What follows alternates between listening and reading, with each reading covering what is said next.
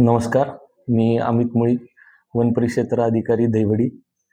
सध्या वन विभाग सातारा मार्फत 1 जानेवारी ते 7 जानेवारी वनवनवा सप्ताह साजरा केला जात आहे.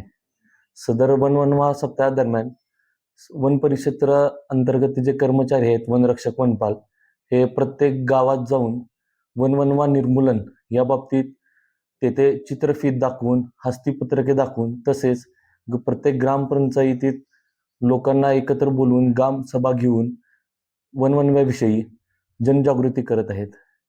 या लोकांमध्ये वनवनव्याविषयी जे काही गैरसमज आहेत ते दूर करण्याचा ते प्रयत्न करत आहेत.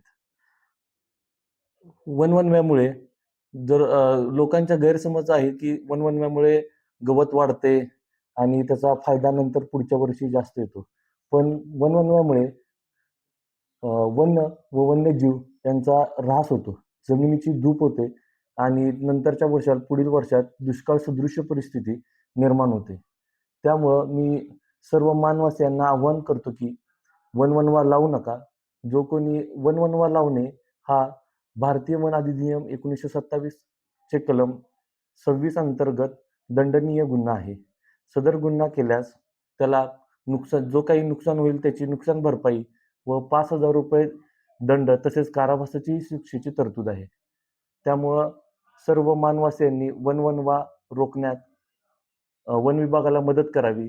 जर कुठे वनवा लागला तर तेथील नजीकच्या वन अधिकाऱ्याला कळवून तसेच वन विभागास मदत करून वनवनवा विझवण्यास मदत करावी.